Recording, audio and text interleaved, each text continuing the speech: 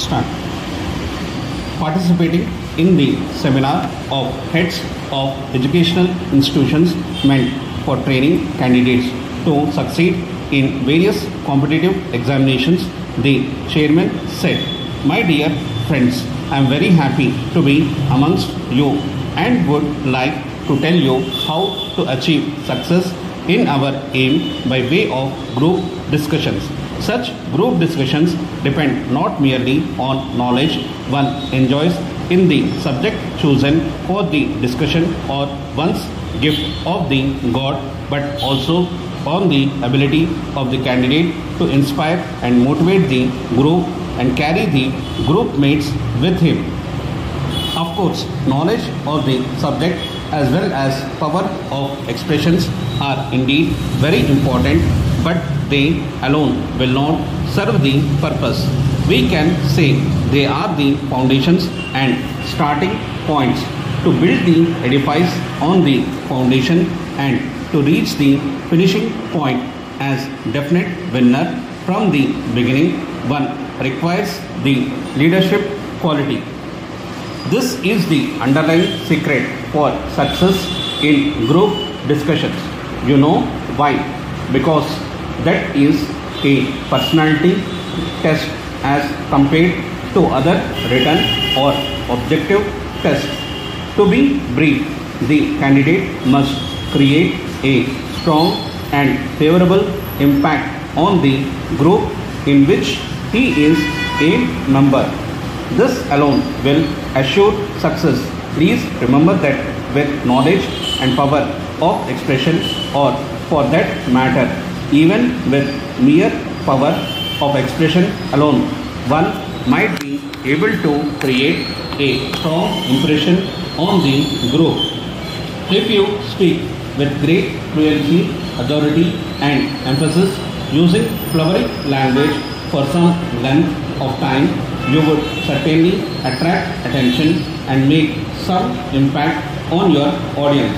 For achieving all these things, you should have good knowledge in English language. The demand for English language is growing day by day. This language is not confined to any individual country. All the countries have recognized the growing importance of English even for the purpose of international economic and commercial transactions. They take a keen interest in promoting the study of English. In earlier months, we did organize similar workshops wherein the emphasis was made on the relationship between the student and teacher, not forgetting the role of the parents. Let me reiterate some of those points. Under ideal conditions, true education could be imparted by parents and there should be minimum outside help. In other words, parents are the first teachers. If character building is the highest destiny of any education worth the name, then the foundation should be laid at home.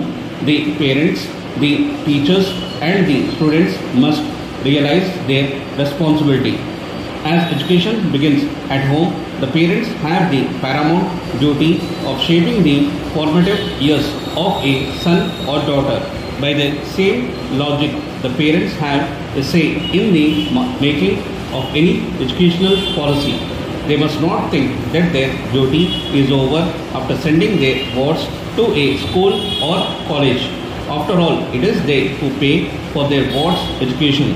Then should the parents not get back their money's worth? Educational experts may be efficient and proficient in dictating policies, but ultimately the parents suffer or benefit by such policies. Hence, it will go a long way in arranging some programs wherein the voice of parents could be heard. They are like liaison officers between the teachers and the taught. They too should realize that they have a stake in their enterprise and see that their children receive the best out of education imparted in different professional teaching and coaching institutes. For this purpose, I suggest that we should also organize the Parents Association to hear their say and discuss educational policies and determine what is good for their wards. To the Estate Manager, Multi-Purpose Building Complex, Stadium, Main Road, Bombay. Dear Sir, we are in receipt of your communication informing me that our proposal was accepted. As desired, we will be finalizing our plan to take over the entire ground floor consisting of 20 rooms. Those rooms will be used as showrooms for various types of products manufactured by our company. As you know, our company produces various kinds of furniture, sports items, sewing machines, etc. and we require a suitable place to organize our showrooms, preferably at one place. That was the main reason for us to approach your management for allotment of a suitable block in your multi-purpose building complex, which is centrally located in the city. We will be sending our assistant marketing executive to you in connection with fixing separate electric meters for having separate accommodation facilities with all amenities for our workers who will be working there from morning till evening except on Wednesdays. We are also glad to note that you have permitted us to park our vehicles numbering about 4 to 5 within the premises itself to make lease advance payment.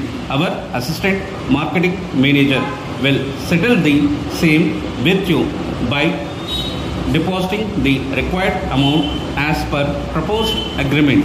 We are willing to abide by all terms and conditions pertaining to the lease of the entire ground floor. Yours sincerely,